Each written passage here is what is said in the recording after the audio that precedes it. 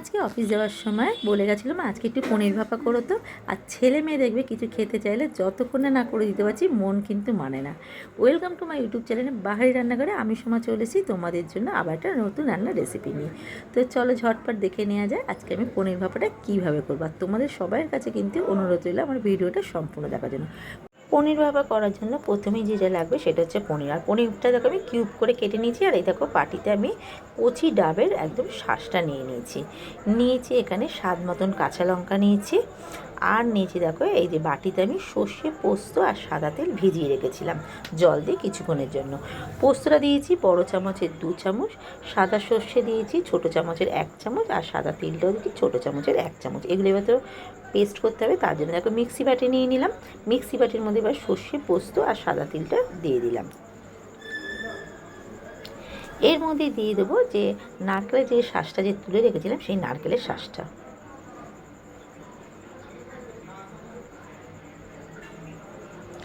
আর দিয়ে দেবো স্বাদ মতন কাঁচা লঙ্কা দিলাম। তোমরা যে যেরকম পরিমাণে ঝাল খেতে চাও সেই পরিমাণে ঝালটা দিও। দিয়ে দেবো এর মধ্যে কয়েকটা কাজু বাদামটা কিন্তু আমি ভিজিয়ে রেখেছিলাম। দিয়ে দেবো এর মধ্যে স্বাদ মতন দেবো নুন। তবে আমি সর্ষে বাটলে পরে তো জানোই নুন দিয়ে বাটি, তবে আজকে নুনটা কিন্তু একবারেই আমি পরিমাণ মতোই দিয়ে দিচ্ছি। এবার এর মধ্যে দেবো আরেকটা জিনিস, সেইটা হচ্ছে টক দই। আমার ঘরে পাতা টক দই ছিল না, কেনা টক দই ছিল, সেই কেনা টক দইটাই দিয়েছি। তোমরা চাইলে ঘরে পাতা টক দইটাও দিতে পারতো। দিয়ে দেবো এর মধ্যে অল্প একটুখানি জল দিয়ে কিন্তু চলো আগে এটা মিক্সিটাকে পেস্ট করে নিই। খুব ভালো মিহি করে কিন্তু এটা পেস্ট করতে হবে। মিক্সিতে দেখো খুব সুন্দর করে কিন্তু পেস্ট করে নিয়েছি, একদম মিহি করে পেস্ট করে নিয়েছি। আর এই দিকে দেখো একটা বড় কিন্তু বাটি নিয়েছি। এর বাটির মধ্যে কিন্তু ঢেলে দিলাম আমি এই যে পনিরের কিউবগুলো।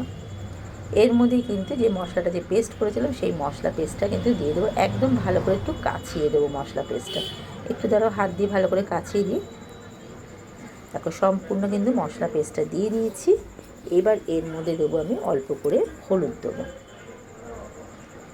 দিয়ে দিলাম একটু অল্প করে চিনি দিলাম। চিনিটা দিলে পরে তাহলে নুন ঝালের ব্যালেন্সটা ভালো বোঝা যাবে। দিয়ে দিলাম এর মধ্যে কিছুটা কিশমিশটাও কিন্তু আমি ভিজিয়ে রেখেছিলাম।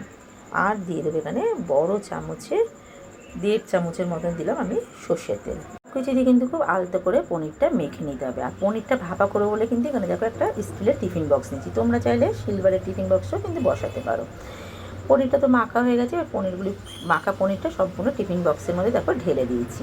এবার এর মধ্যে দিয়ে দেবো আমি কিছুটা ক্যাপসিকাম আর টমেটো কুচানো। টমেটো আর ক্যাপসিকামটা দেখো লম্বা লম্বা করে কুচিয়েছি।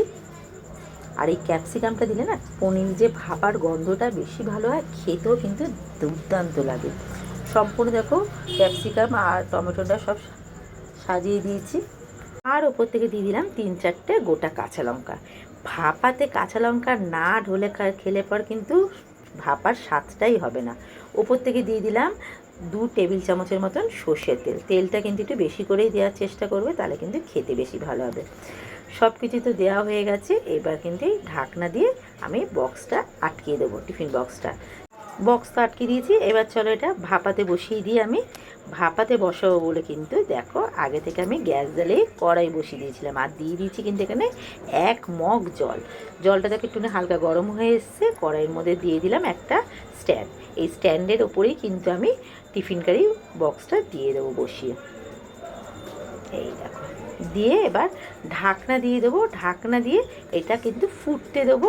ফোটা হয়ে গেলে পরে গ্যাস কমিয়ে কিন্তু 10 মিনিটের জন্য এটা ভাপা হতে দেবো। তোমরা যদি এটা প্রেশারে করতে চাও, প্রেশারে তোমরা 2খানা সিটি দিয়ে দেবে, তাহলে কিন্তু ভাপাটা হয়ে যাবে। 10 মিনিট পরে দেখো ঢাকনাটা খুলে নিয়েছি। দেখো কতটা জল ছিল, পুরো জলটা কিন্তু কমে গেছে। এবার এটা আস্তে করে নামিয়ে ঠান্ডা করব, তারপর কিন্তু এটা ঢাকনা খুলে তোমাদেরকে দেখাবো এটা কেমন হয়েছে। ঠান্ডা দেখো একদম হয়ে গেছে। টিফিন বক্সটা দ্বারা একটু আলতো করে তুমি খুলে নিই। ওফ, আহা, দারুণ গন্ধ বেরিয়েছে। আর দেখতেও দেখো কতটা লোভনীয় হয়েছে। শুধু কিন্তু তোমাদের দেখলে হবে না, এটা কিন্তু তোমরা একবার হলেও বাড়িতে বানিয়ে খেতে হবে। আর না খেলে পরে কিন্তু এই পনির ভাপাটা কিন্তু মিস তোমরা করবে। দাঁড়াও আমি চামচ দিয়ে তুলে দেখাচ্ছি। এই দেখো একটু কাঁচা লঙ্কা দিয়ে দিই। ওফ, দারুণ। এরকম করে তোমরা নিরামিষের দিনে একবার করে বানিয়ে খেও। আর এরকম নতুন নতুন রান্নার রেসিপি পেতে গেলে পরে আমার ইউটিউব চ্যানেলটাকে সাবস্ক্রাইব করে দিও। ফেসবুক প্রোফাইলতে দেখলে পরে লাইক শেয়ার কমেন্ট করার অনুরোধ ছিল। সাথে কিন্তু তোমরা ফলো করতে ভুলো না। আবার আসবো নতুন কোনো রেসিপি নিয়ে তোমাদের জন্য বাহারি রান্না করে। তোমরা সবাই ভালো থেকো, সুস্থ থেকো। আজকের মতন